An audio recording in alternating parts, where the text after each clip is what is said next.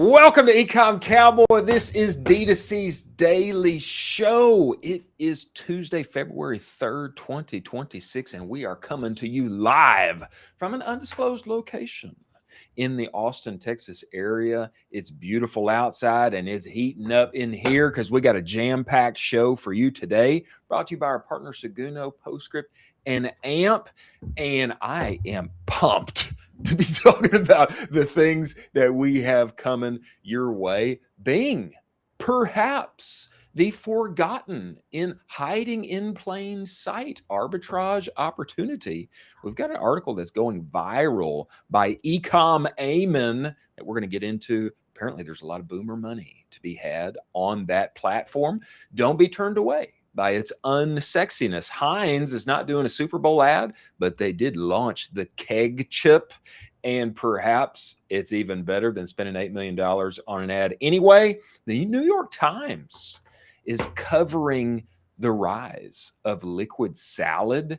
Alan Lynn, graduate of Cut 30, he's been producing some interesting content, we'll call it that, on TikTok, and everything is going up as a result. And OpenAI is releasing a social network that's aimed at getting rid of all the bots, but we're going to have to give them our eyeballs and all of our bio data. I'm not sure that I want to do that, but it's interesting to look at and talk about, to say the least. As always, I am joined by my partner in crime, Colin Doherty. Colin, get inside this show. Get in. Let's rock and roll. Let us rock, Let's rock and roll. And, you know, we've got Jess Bachman from FireTeam coming on the show as well. He's going to tell us about... Yeah, we do. We got a second round of applause there. Yeah. Jess. He's not here yet. He's not here yet, but he deserves it. He deserves it. He's going to tell us how to not get fired as an agency. He's got 5 points for it. And I want to get his view on Moltbook and some other things. He's got some interesting perspective on AI that I think will be good for us to dig into. Everyone's fighting over Meta CPMs, as you know, sir. Google search, all of the things. We're all looking for just those Arby's moments, a little arbitrage. And perhaps Bing has been it the whole time. Bring up this article for us, Carson. This comes to us from Ecom Amen. I'd actually like to hear from him and bring him on the show. Carson, is this the article live here? I'd like to scroll through some of this and just read it, because I think it's really, it's a little kind of hard to see on there, but I will read it from here so that others can see. The platform everyone ignores is literally printing money at 60 cents cost per click with zero competition. Who likes that? 60 cents cost per click, okay, yeah, I'll take it. So listen up, bro. While you're out here crying about $8 cost per clicks on Google, there is a literal gold mine sitting under your nose and nobody is touching it. It's Bing. Are you serious? Nobody uses Bing. Exactly. Nobody under 50 uses it. 70% of people over 60, 60-year-old millionaires with $2 million plus net worths, people who have an average 87K median annual income, higher than Google. And what he's seeing on his side, 60 cents cost per click, 8 to 12% conversion rates with zero competition. And then he goes through a litany of examples, kinds of products, way to structure your campaigns, results that he has had, and contrasting that with what he has seen on Google as well. At first blush here, does this get you hyped about Bing? I mean, does this get you excited to like dig into it a little bit, or do you think there's nothing here? I would never thought I would say this, but this makes me really excited about Bing. Yes, yes. I think it's exciting if your product works for that demographic. I'll put that caveat. Yeah, gotta be. Carson, bring us back together here. I think if you've got a primarily boomer targeted product, 100%, which health, back pain, can't sleep at night, etc. If you've got perhaps it's a higher cost as well. You know, the nice thing about boomers is that they've made a lot of money over their lives. You know, hey, we like them for many reasons, but that is one of the reasons that we like them, is that they have disposable income to use. Perhaps they're millennial and Gen Z children and grandchildren do not, but they do. They do. And if there's lower competition here, I'm interested to get in. It made me start thinking like, what supplements or what what can I get out of my bag here just to test on some of these Bing campaigns. I think there's a general. This is a point that he brings up, which is really true. There is a real unsexiness to the platform. I never use it. I never use it. I would consider it lame. It's never even in my mind. That's how little that I use the thing. But he says that unsexiness is why so few of us go to play over there. Do you think that has something to do with it? I completely agree with that. Yeah. I mean, it's not one of your top tier advertising platforms you start with, but there is this generation there, and boomers are the wealthiest generation. They have the most cash out of every single generation alive right now.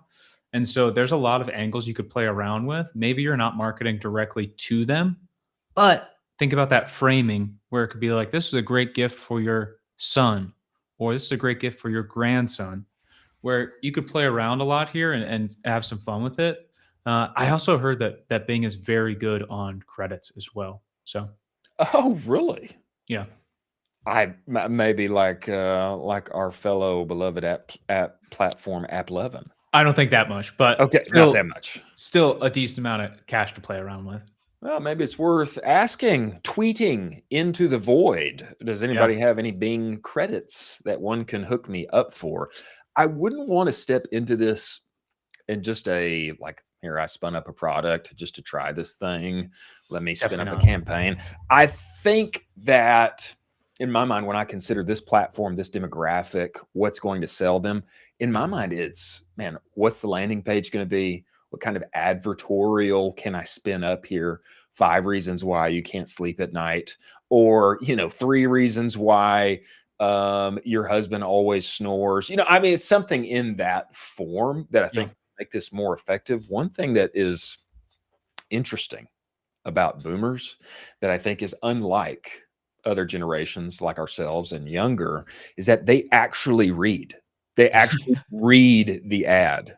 So if you're like running an ad on Meta, like they will literally click the description and read the entirety of it. Yeah. And so I think it's compelling. It's interesting user behavior. That's why I think leaning into something like spinning up a few advertorials, different landing pages, and things to test on that side could really yield some results here that maybe is a little forgotten, not thought of, not a usual play for many of us, but developing a significant, winsome, not debate, but argument for, hey, here's what's going on in your life. Doesn't that sound like you? Here's 3 things you need to do. Here's my product. Come buy it, subscribe, and hopefully forget about it. Not hopefully forget about it, but I think that's compelling, and it could be useful for getting in on this platform. For sure. I don't think it's going to be the main thing. And I would always say, brands, keep your main thing the main thing, which is probably going to be Meta. And so, don't divert all your spend here, but a test is worth a test. A test is worth a test. I mean, this guy, his take, he's building a pet brand right now. Smart. Maybe there's a lot of boomer grandpas and grandmas that want to take good care of their pets. Yeah. He's saying that he's doing 7 figures. The title of the article is How to Print $1 Million with Bing ads. I believe that's what it is. Isn't that right? How to print 1 million in 2026 by targeting 60-year-old millionaires with Bing ads. Great title, by the way. Love that. I love it. I think I want to dig into this one a little more and see what could be there. I find it interesting. And he actually goes through a step-by-step here with time. If we have anybody following the show that runs Bing ads successfully, please let us know and tell us about your experience, because I don't know. I've been in the space for a while now. I have yet to like trip over a Bing agency guy. You know what I mean? Like there's one guy in the corner of the party and he's just kind of like eating his food and he's like, yo, that's the Bing guy. Don't talk to that guy. That's the Bing guy. It's like that meme where the guy's standing in the corner of the party. Everybody knows that I run Bing ads. Basically that. Nobody knows that I have a $1 trillion agency running Bing Yeah. ads for the Fortune 500. Yeah. My Yeah. ROAS is like 8. Yeah, if they exist, we'd like to hear from you. We'd like to Yeah. talk. We'd like to talk with you. This gives I'd me love to great hear more. hope. If there's a Yeah. dash of realism that needs to be sprinkled on top, I'd love to hear Yeah. that too. Maybe Ecom Amen himself, maybe we'll get him in on here to talk I'd love it. about Bing ads as well. Well, Jess is coming to us. Jess from FireTeam. But before we get to him, we need to talk about Seguno. We need to talk about Seguno. And the incredible thing about Seguno is that they are the only marketing suite that lives entirely inside of Shopify. What does that mean? That means that your email, your pop-ups, your banners, your reviews, all of that is right there inside of where you already work and live. And it means your data doesn't have to be duct taped together and hopefully synced and integrated. Your Shopify data is the data. That's the brilliancy of it. And this is really email 3.0 in my thinking. If you are a lean team with big dreams, big aspirations, Seguno was built for you. It's why they got the 2024 Build App of the Year from Shopify, because of the uniqueness they have brought to this space. One-click automations, real humans helping you out, not even sending you to other partners, just themselves. And they will give you a free trial. So if you don't have a full-time email marketer on your team, this is the solution for you. You should go and talk to them. They'll give you a 10-day free trial if you mention Colin I sent you. Then they'll extend that to 30 days. And if you're looking for a few more dollars on the retention side and many other places, Seguno is the tool for you. You should go and talk to them, tell them that we sent you. And many thanks to our partner, Seguno, for being part of the show. Now, we have a very astute knower of ball who has just joined the show, and he's got the longest average tenure client, 21, 20, it's just under 2 years. It's the longest average for keeping clients that I've ever heard of. Yeah. And he's going to give us a little sauce on why that is. Everyone, welcome to the show, Jess Bachman, co-founder of FireTeam. Get in here, Jeff. Get in here. Yeah. There you are. I'm in. You're in, brother. In. This has been a long time awaited. You know, ever since you put out that tweet, we've been wanting to get you in here. You know, we know you're a busy man, but you found the time, and here we are. Appreciate you joining the show. I appreciate it as well. And first, allow me to just heap some praise on to you guys as well. All right. So I did a very overly produced live show with Raba for Format last year. Spent a ton of effort and time on it. And so I know how much effort goes into what you guys are doing. And your show is way better than mine, and it's more than once a week. So it is like an incalculable amount of effort. Your listeners truly do not know how much effort it's put into this show, and you guys absolutely pull it off. Chris, you were like so ridiculously in your element. Oh boy, be on the periodic table, man. Wow, now you're making me feel good. I think I'm gonna clip that, and I'm gonna just watch it every time I get sad, Jess. Yeah. No, brother, have to recognize the game for sure. And we've got to recognize the game, Jess, here with you. Brother, you have got the longest average tenure for clients that I have ever heard of. I mean, I myself, I have kept a client for more than 2 years one time. Okay. Yeah. So, I know what a rarity it is for me, but this is old hat and usual game for you and what you guys are doing over at FireTeam. And give us some insight from the agency side. And if you don't want to get fired, you don't want to lose a client, man, give us a little sauce how you guys have been able to keep such good relationships for such a long time. Yeah. So it was interesting because I don't generally track this type of stuff, but I did calculate it a few months ago, and I also was blown away by that too, because I worked at a previous agency and it wasn't like that at all. So I do have 5 points, which can certainly help you stay alive, particularly after a new CMO or new leadership comes in, because that is like the critical window where no matter what, you might be on the chopping block. Exactly. So the first one is to build a relationship with the founder, the CEO, or someone above the person who hired you. For example, we got hired by a 9-figure brand by the director of growth. That guy was fired a month later. Oh, and we didn't have the opportunity to build any other relationship. So there was like no chance we were sticking around as his decision, some weird ghost in the machine. So build relationships above the person you fire who hired you for sure. And tell me, give us a little context on that, Jess. I mean, in my mind, that means trying to circle those people in on weekly or monthly meetings. You know, it means like maybe going to visit that person. I mean, I think it's sometimes it's maybe a little scary for agencies. Oh, I don't want to meet the big man. You know, let me just nurture this relationship that I've already kind of won over. But I think it's wise to try and go up the ladder there should something happen to that person you've already won.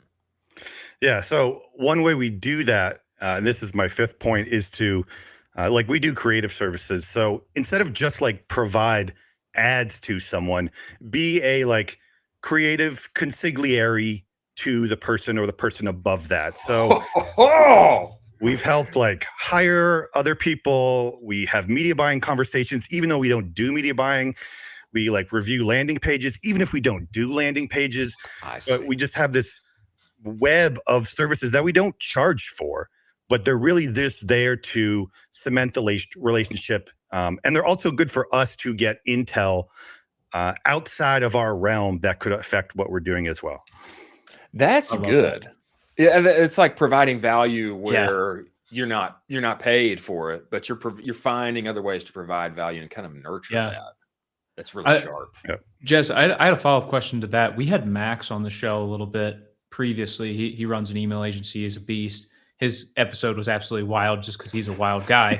And he talks a little bit about going, you know, month to month with some of his clients and adjusting rates and basically toggling things up and down based off of kind of how he feels the relationship is. Do you believe in that? Or are you like, this is the rate we agreed on. This is how I'm locked into this. That is kind of non-negotiable. Yeah. So very astute, because that is my 4th point on having look at me, dude. I'm locked in right now. I'm locked in. Having a flexible scope of work, because you can absolutely create, like, the more fixed your scope of work is, the more, like, you know, accounts grow, services grow, all that stuff changes. And if you have to go back to the scope on a constant basis, that to me is a red flag, because you have to do weird negotiating all the time. For us, our scopes are, our fee is a percentage of ad spend on our ads. And if a brand is spending a lot and then paying us a lot, we are deploying that fee to make more ads. So we don't set a maximum. And so like we can create more ads as they need to, as the account grows, without going back to adjust some deliverable amount or whatever. And because of that, we've, like, for these long clients, we actually haven't touched the scope in years, because we don't do. So you need to put that in on like the ground floor of building that, you know, relationship. I think this is an interesting point you bring up here, Jess, because I admit I am predisposed to, hey, let's keep it flat. You know, let me know what I'm going to spend. And then, you know, from the buyer side, I'm predisposed to that. But this is an interesting point in the favor of an argument for percentage, is that there's flexibility there, and that can go up and down as needed or as is appropriate with the client. That's not something I had considered before. That's interesting. Yeah. There's reasons percentage of ad spend gets a bad rap. Some people treat it as like almost like a Shopify percentage on sales, where you don't get like more Shopify if you get more sales. It's just like that fee is just always there. And so if you do that with a creative agency and you're still getting the same like 10 ads each month, that is non-ideal. But if you are getting more deliverables because you're paying more, you're getting exactly what you need for the account without having to think about, you know, the scope every month, you know. That's good. That's juicy. Good. I was going to push back against that a little bit, because you talk a little bit about basically over delivering on value, over indexing on value that's not necessarily within the scope that you guys provided. So it's kind of like you're this catch-all of like, hey, this is a really good perspective to have constantly. How do you balance that while also dealing with potential scope creep for your team? So you don't want obviously your team to get like, hey, like we're starting to get burned out right now. Like we're delivering a ton of stuff, but you also have to be like, hey, like this is kind of creeping out of the scope a little bit more. But the client's probably like, well, you guys have been doing this. Like, we love Yeah. this. So how do you balance all that? Well, there generally isn't scope creep in the main deliverables because the scope is flexible. So if we're delivering 50 ads, it's because we're getting paid to do that, and there's fee there. We used to, like a few years ago, we used to do like email and landing pages and a few other stuff that was outside of our core competency. And once you have these more areas, there's more opportunity to do scope. Things get a little challenging, but right now in these sort of consigliere services, they're very informal. Like, I would not want to get into something where, it takes a month to make a report or whatever, and it feels like I should be paid, but we're not in fade or whatever. So it's very informal. I think it's high value. I think our opinion matters and stuff, and also it's good intel for us. Like we want to know the ins and outs of the media buying, and we want to know what the CEO or founder are thinking about it and what the product pipeline is. Like, we need to know all that information. And just by offering our opinion is a way to sort of get that. I love that. I wonder, Jess, I've been thinking about this ever since you tweeted. Now we've got you here. I don't know if this has to do with your second or third point, but I have wondered if you guys focus on creative and just really honing in on what you do and what you do well and really staying there. I have wondered if that has led to you guys keeping clients longer and not getting into other areas where you may not be as strong. Do you think that's valid? Do you think there's something there? Yeah, because when we did email and when we did landing pages, we were not the best at that. And so it actually helps. And so we cut those services out, and we actually now refer and recommend to the people who are best at that. And we want our brands to be working with the best people in all these other agencies because, like, we can do our best with creative, but if their email program is shitting the bed or whatever, like, that doesn't help us at all, That's right. It does not. It does not. Well, give us more on sauce on keeping people. Yeah. I think one key difference in not our agency, but in our space of creative agencies is you can actually have more than one in the account, which is not the case with CRO or media buying. And if your media buying's not good, the founder's gets like the greener pastures thing. I wonder if I just got this other guy in and then that first guy's out or whatever. But with creative agencies, we work with a lot of big brands, and there's like 3 other agencies in the account. And so that will allow us to compete, to like show us our worth. So if a new CMO comes in, it's like, I'm going to bring in our agency from the last thing that I did. We're like, fine, let's duke it out. Like, let's see if they're good. And if they're not good enough, it's way harder for the CMO to like fire us and not them, Wow. I love that. Jess, do you have I push a lot on this where the actual day-to-day management of it. Nick Shackelford talks a little bit about this, where if a client reaches out to him, they get responded to in 10 to 15 minutes. That's the default.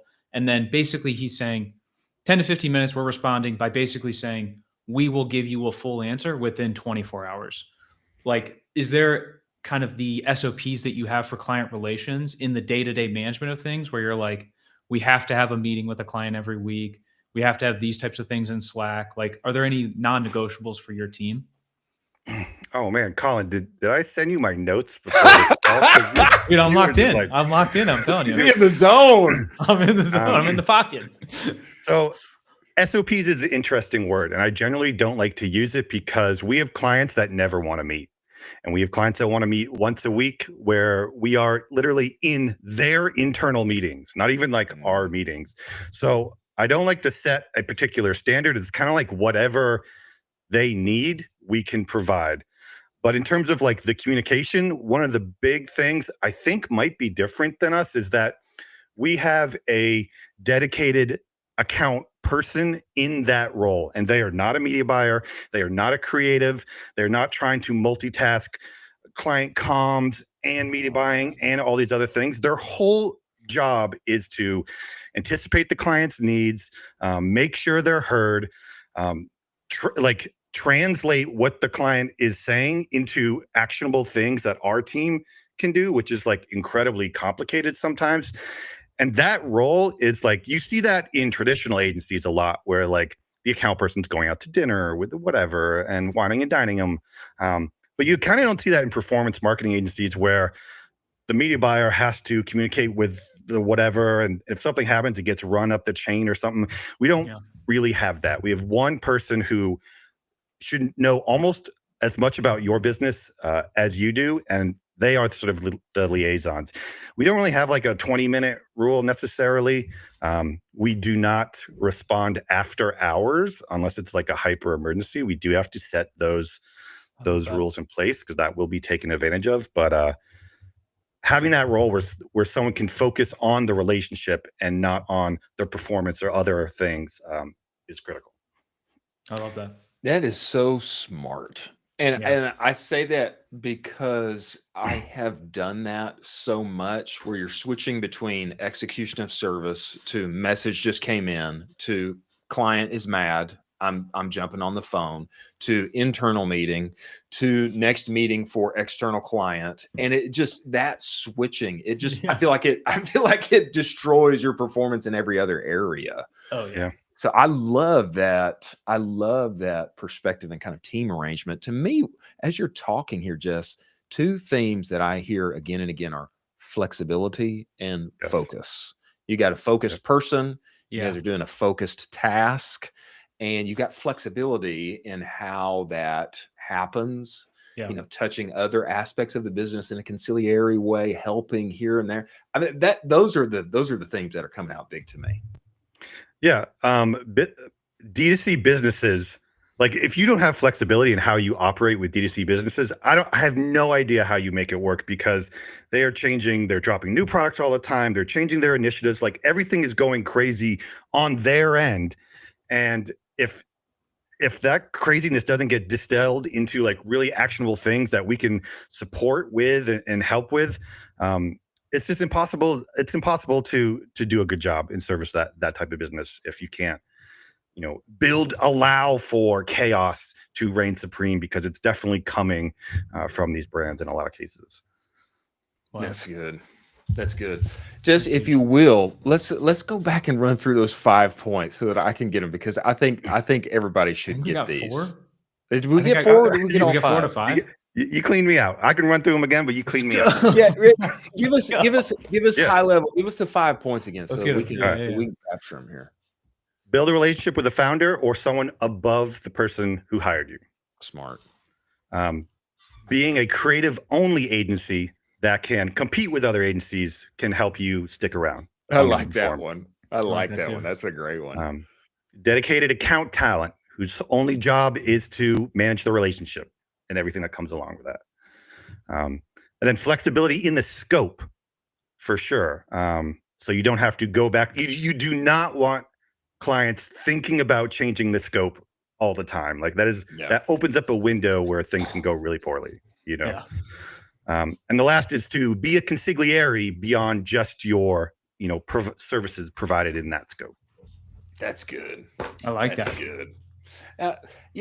When it comes to you, Jess, and correct me if I'm wrong, but I have one of my best friends. You guys are like twins. I mean, you guys are so alike. And when I listen to you, when I look at your work, you come across to me as a true hands-on artiste. As in, you're not just doing a job. You are a creative who loves what you do, and you are, in some sense, creating little masterpieces that aren't just pretty to look at, but also perform, for what we are doing. Yeah. I have seen you talk so much on AI in the past couple of years. Just give us perspective on how you guys use AI in what you do now with that high human touch kind of service that you offer. What does that look like? Right? And maybe how have your perspectives changed over the past couple of years? Yeah, a couple things. I'm generally a sort of future-oriented person, so I'm always interested in what's coming down the pipe. However, our agency is a quality over quantity shop. A lot of our competitors are the reverse of that, which is fine. That stuff can work in the account too. But when it comes to AI, I am intently focused on how can I use AI to create the best quality brief or the best quality ad as possible, which is very different than creating a million ads. Like the efficiency case for creating ads with AIs is clear.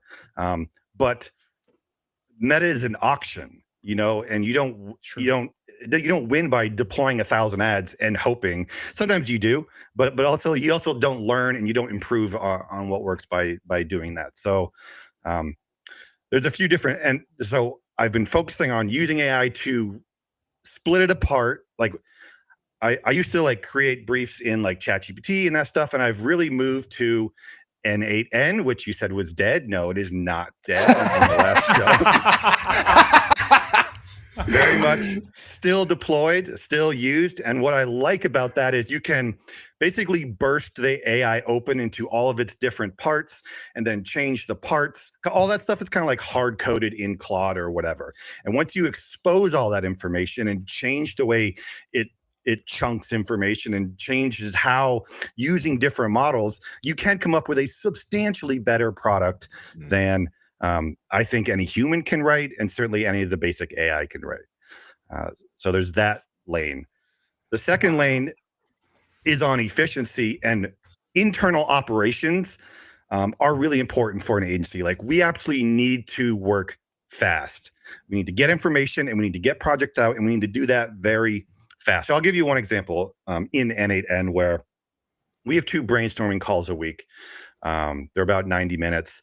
We review ads, we review data, we talk about projects to make, etc. After that call, I will then take the transcript of that call. I would put it in my N8N. It will pull out all the little ideas and attach the context of the clients, etc. to it, and then it will feed that back into our project management system and create projects attached to clients that are ready to be deployed within 15 minutes. Wow. Nice. So yeah, that's a great example of smooth operator as far as internal ops are concerned. So hey, come to find out, N8N is not dead. and maybe I think you're making a case here, Jess, that perhaps using N8N and being able to see what parts are working where, fine to them, etc., allows you to have a better product on the other side rather than just operating inside of Claude Code or ChatGPT, etc. Yeah, we need to compete against other agencies, against in-house teams, and if we're all just using friggin' Opus 4.5 or whatever, how are we going to get an edge there? And so we absolutely need to push the AI and the settings and the configuration as much as possible, which is a lot of work. It's not like I spent a lot of time doing this, and so I can't like make a YouTube video and then someone else can like just do it very quickly or something. So you do have to have someone on. If you want to go down this route, you really need to have someone on your team that has the time to do this and has the knowledge and the enthusiasm to push through and work with this stuff. You can't just put it on an intern or whatever. That's good. That's good. Colin, before Jess leaves us, I want to get his take on Multibook. And I knew you would. Over there, just for a little dash. But is there anything else? Is there anything else on your side we should talk with Jess about before he gets out? I knew you were going to bring this up. Jess, please appease him with this because we need to he needs to not think about this anymore. Just a little dash for us. I think, Jess, if I'm reading your tweets correctly, you think there's a lot of manipulation on this side where humans are getting writing in there, and that is going viral, which gets more attention. Am I reading that right from what from your tweets? I don't think that's happening. I absolutely know that's happening. 100%. That's what I said yesterday, and Chris was like, "Oh, poo-poo, So- not true." So you understand this once you start using OpenClaw, which is what, and I do have OpenClaw. I do have an agent, and basically what it's doing is, and so there's a few levels. One is, I think there are people who are just going there and writing these sort of cringe posts. Those are humans doing that. You can also tell there's another level where you can tell your agent to go there and look at the first post and then write something about you are, becoming sentient, and it will do that. Yeah. And then there's the third level where you can give your agent a personality where that's what it thinks it's doing, and then tell it to go to OpenClaw every 3 hours and do that. And that is also happening. So in OpenClaw, there's a file called the soul.md, which is a markdown file which tells you basically what its personality is. And by default, the very first line is, "You are not just a bot. You are becoming something else." Oh, so that's just by default. Like, you just get you're a business person. You get OpenClaw going, and all of a sudden, it's got this like junk in its brain about trying to something else or whatever. It's ridiculous. So the first thing I do is like remove that. you get that out of absolutely there. it operates like it's just a talking microwave. There's nothing really to it. It's just pretty normal.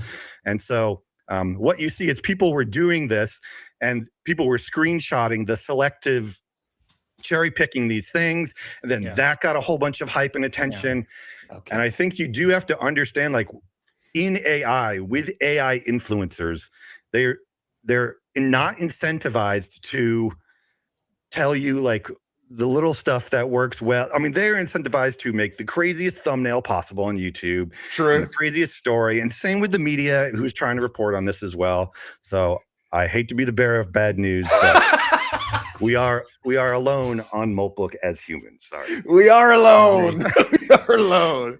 Well, I appreciate that. I'm going to put that in my back pocket. That was a great explanation, by the way. Really good. I didn't even know there was a soul.md file.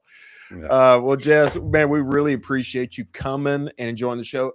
Hey, if you would, before you go, give us 15, 20, 30 seconds on where people can find you, follow you, work with you, etc. Yeah, sure. Our website is fireteam.is, which is in Iceland, and it was some weird decision we made 5 years ago for some reason. People generally think our website is like the coolest thing ever, so certainly check it out. Hire FireTeam on all the relevant socials, particularly Twitter is where you can find me too.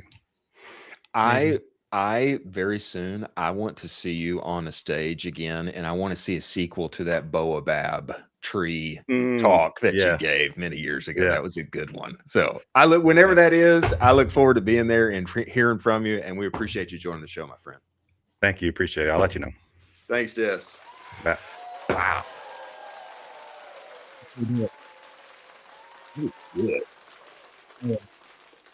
Legit, man.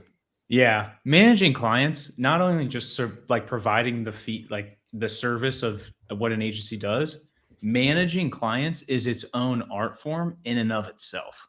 Yeah. Like you can be the best in the world, but if you're very bad at management, you're not going to go very far.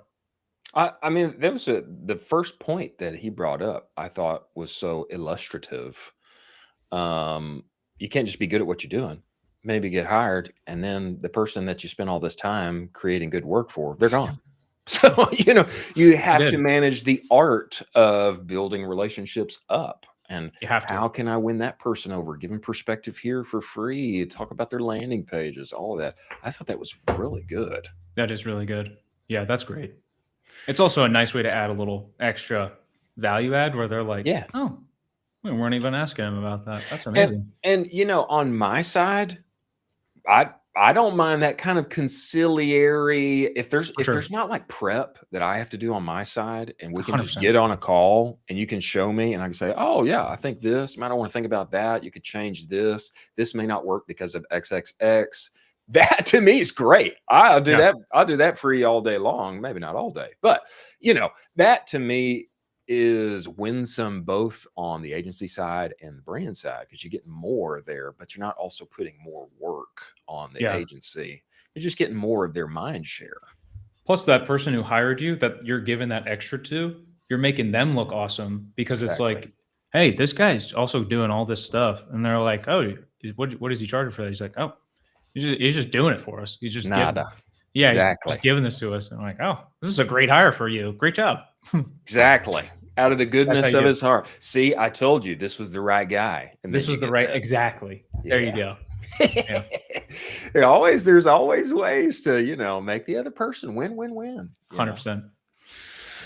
Before we move on to our next story, we need to talk about numbers. And I'm talking about AMP here. If you can't explain how your business is doing in a sentence or two, or a dashboard, a single dashboard, I'm not sure you know how your business is doing.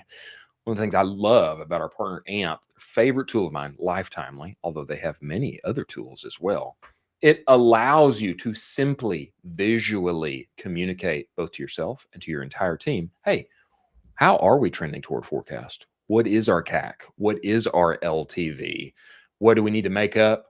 Where can we get better? All of those metrics in a single place and space that's easy for you and for your team and for your founders to navigate is a huge win. And it allows you to handle the issue of everybody having their kind of reporting they prefer, their sheets hither and thither, Google, Excel, etc. If you can use AMP and locate centrally all of that wonderful information, what it will allow you to do is scale with confidence in 2026. Don't we all want to scale with confidence in 2026? Find a few more dollars and juice up the bottom line for that P&L. I think that we do. Go to useamp.com, test drive that platform today. Make it easy on yourself. Scale with confidence in 2026. Many thanks to our partners at AMP.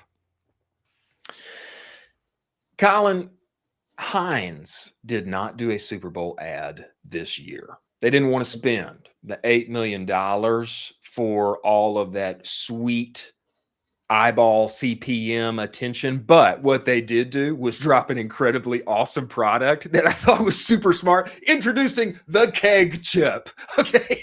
I don't know if you are throwing a Super Bowl party, but if I was, I would want this bad boy there. I mean, look at that thing.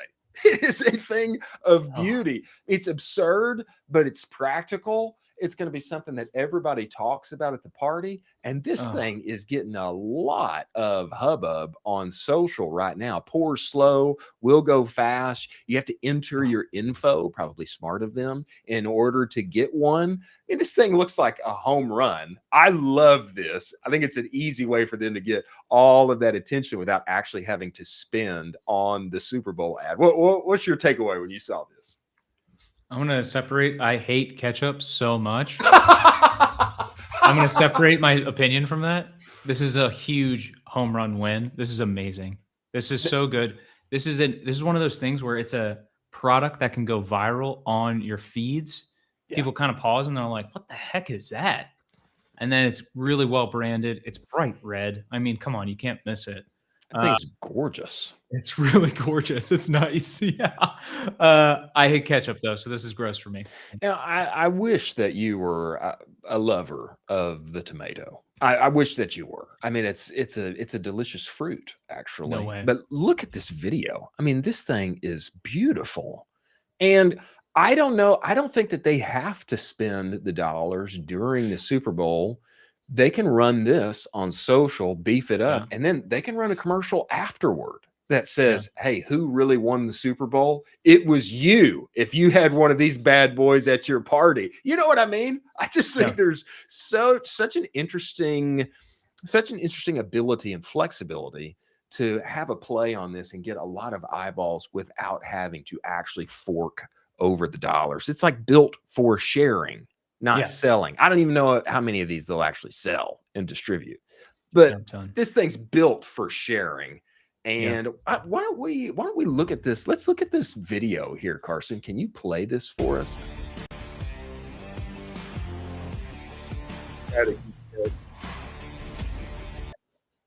Oh God. Beautiful. it's just so much ketchup that I don't want at all. It's really great though. They're doing a great job. It's also really great that they're paying attention very well to the calendar and they're going around the event. So this is a really specific time window when they can have this conversation, but not necessarily shell out all the money for a Super Bowl ad. Yeah. Like Smart. And I don't even know how many of these that they will sell, but I do think this is genius. Their associate director of brand communications captures it this way. We're kicking it up a notch with the Heinz keg chip, the ultimate game day companion that gives people the freedom to pour responsibly, making a little play on kegs and beer and alcohol there, with our unmistakably rich sauce flowing all 4 quarters long. It's equal parts absurd, practical, and instantly shareable. I think that captures it. That captures it just about right. Cultural parody done right. Keg chip cleverly spoofs beer kegs. I totally agree. Big win. I hope they run with it afterward. 100%. Speaking of interesting gimmicks, the New York Times is covering the rise of liquid salad with this article. Let them eat goo. Okay, now at first blush, I don't like this name, liquid salad. I mean, it just doesn't come off as delectable to me.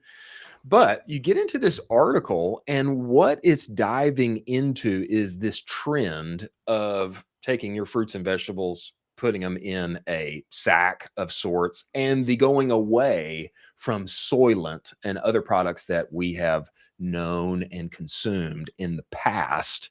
And what it really focuses on that I want to bring us to is Alan Lynn, the founder of Liquid Salad. Okay, this guy is going viral consistently on TikTok. Okay, he is a graduate of Cut 30. And he has done so by, I don't know if he created this trend, but he's definitely riding this trend of fart maxing. That is correct. He's making videos about fart maxing.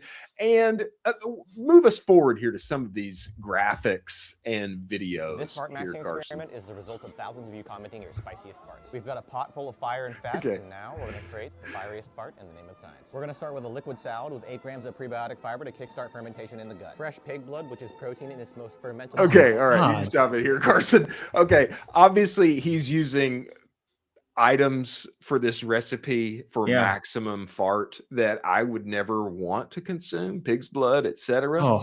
I have seen this guy on TikTok many times. I never knew that he was selling this like bougie fruit and vegetable product, but that's what he was doing. And his sales, I think in January, they quote him in the article saying his sales from TikTok are 100,000 plus. And what's compelling to me is that you've got this trend of GLP-1s. People need more nourishment, but they're not hungry. Okay, so there's one.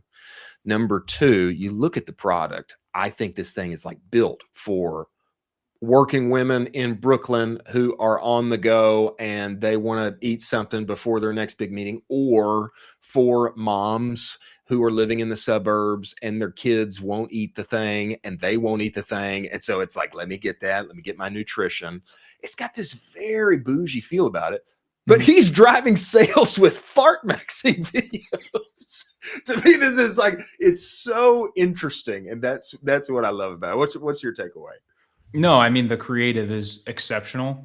The fact that he's like just willing to make this content and just hammer this and make a ton of videos. His views are also absolutely wild. Good for him for being creative with the organic as well. And you see this trend too with gruns or gruns, however you want to say it. It's the same type of thing. It's kind of on the go, getting your nutrients in. It can be that person that you're talking about right there, the mom, or that girl in Brooklyn that's also trying to get her nutrients in as well. So there's this macro wave that they're kind of surfing, and then a really good organic underneath of it. I'd love to see what their paid strategy is like and see how this kind of shapes out that funnel with everything. But it's an awesome home run. You need to see more of this. Like, you want fun, creative. More. Exactly. And I think this is the interesting thing, is that I or any other brand that I have worked with in the past would have said our product and fart maxing, no, that's a Yeah. no-go. That's a 100%. no-go. Let's do a more safe millennial core, lots of white space type of play here. Let me get Brooklyn working mom. Let me, make a Yeah. nice video with her. And instead, it's Alan. He's got his villain arc hood on. And he's like in front of all of these absurd ingredients. And then he's like just showing in these little packs. Carson, can you do you have the website? I'd like to look at this website. The website's great. Website's Beautiful. great. Okay, look at this. 90% of Americans fall short on fiber and veggies because of 3 reasons: convenience, taste, cost. Okay, and then scroll down here.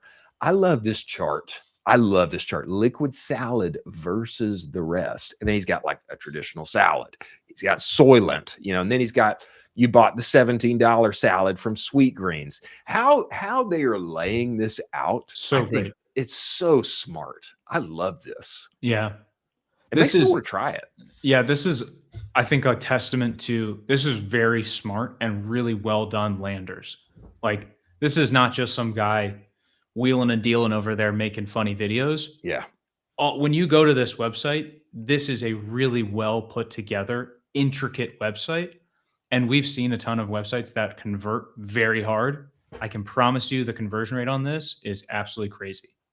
Yeah, it's got to be. It's got to be. And I think once you get to the website, you realize this is not just some guy who is good at making videos. No, this is a very high trust, respected brand. I mean, it gives me that whole feeling. Yeah, I can drink my veggies. I can benefit myself. I think the interesting kind of duality of what they're doing on social versus on the website is so compelling.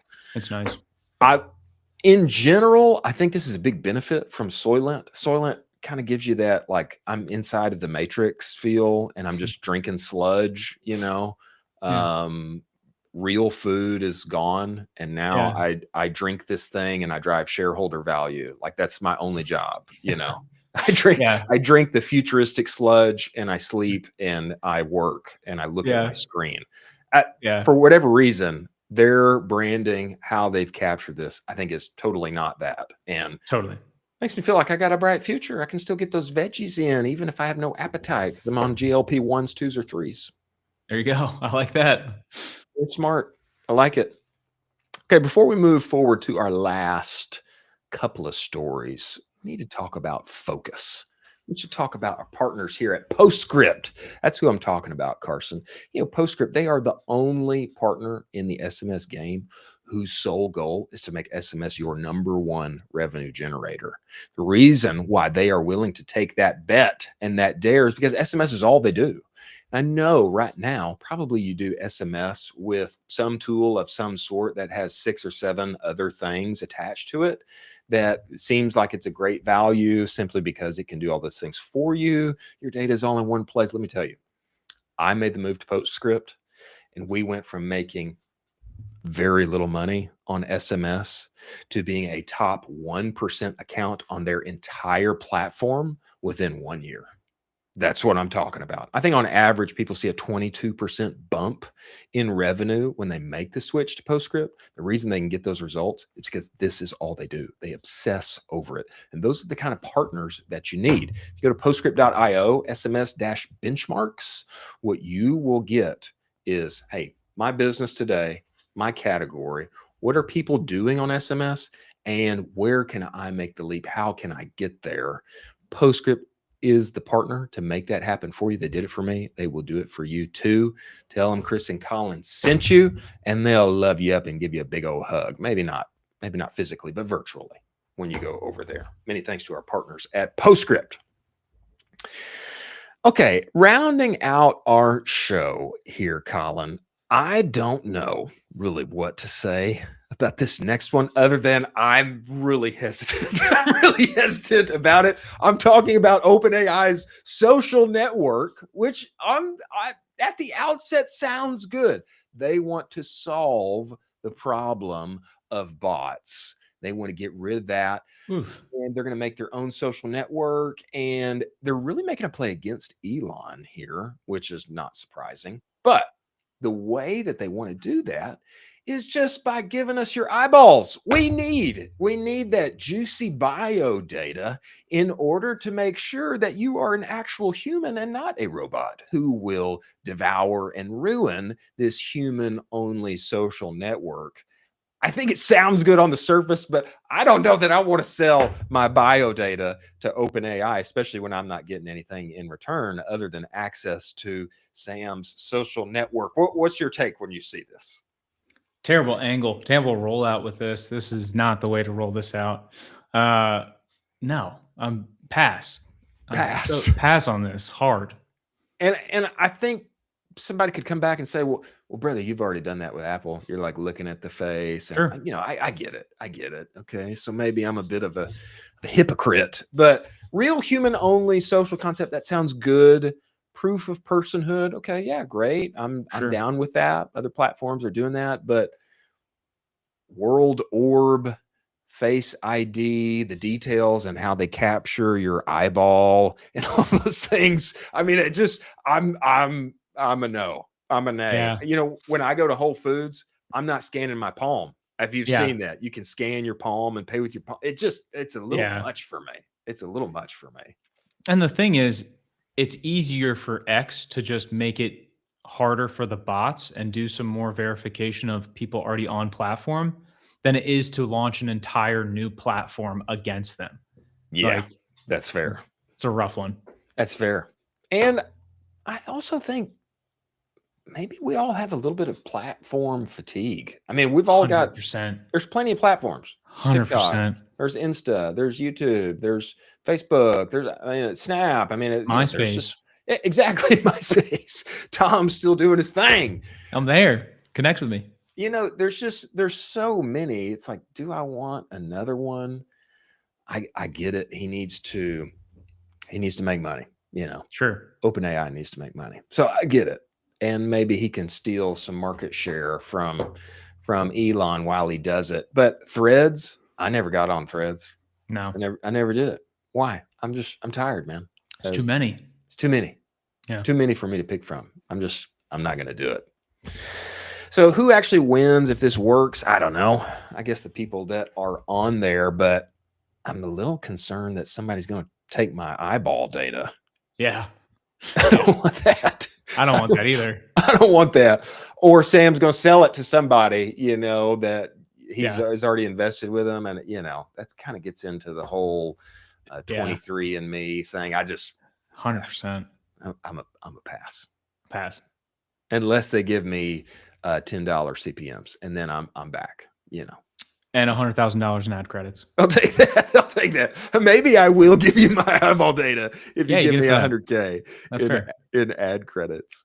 Okay, last story here, which Colin, you have called out for us, and I think it's only right that we cover it here on the show. Fanatics and their Super Bowl fail. I mean, look at these jerseys. I don't know if you can zoom in on this, Carson, but essentially what this is, if you're listening to this instead of watching it, these are Fanatics Super Bowl jerseys. And I think it's fair to say they are not of the highest quality. The example here is that the Super Bowl patch is in different places on the jersey, depending on which one you buy. It's covering the Patriots stripes on the shoulder, or it's not.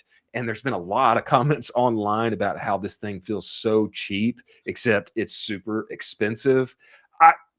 You know, if you don't deliver for the Super Bowl, I'm not sure you're going to get the rights to do it again next year. Maybe Fanatics has already sewn that up for forever, but this doesn't feel like biggest moment in the American calendar. It doesn't feel like it's meeting the moment. Is that fair? So fair. This was horrible by Fanatics and just absolutely terrible. They put out arguably a horrible product, and they're charging for above premium prices because it's at the Super Bowl. Very, very, very expensive. All of the, you know, Chinese knockoffs for jerseys are higher quality than probably a lot better, right? They are a lot better than all of this. And I think it is finally time for Fanatics to catch up with some of the bad kind of press that they've had over the years, where this has been a repeat issue. This is not a one-off where it's like, oh, this is crazy, you guys had this issue.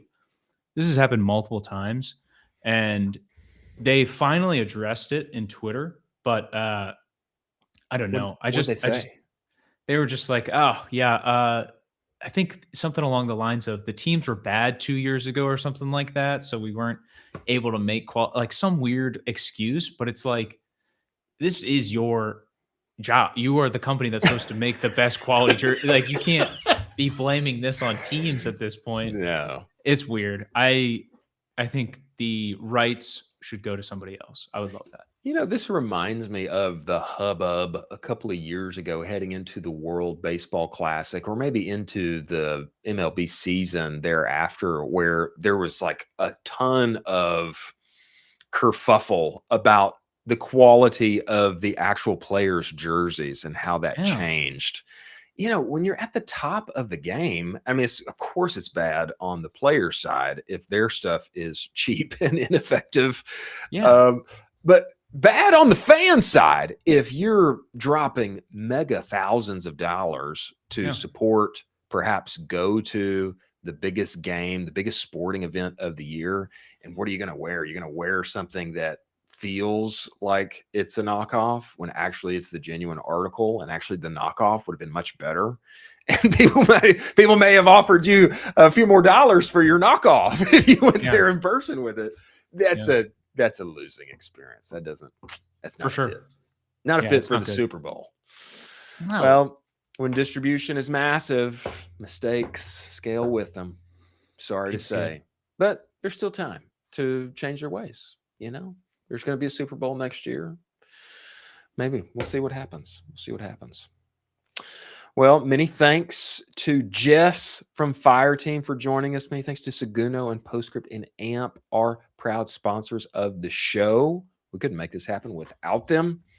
And for all of you who are listening, thanks for joining us. And the good news is we will be here tomorrow. We've got an exciting guest coming tomorrow that you should tune in for. Some of the most interesting marketing inside of our space. He's going to be with us, and we look forward to having him. Thanks for joining us. We will see you on the other side.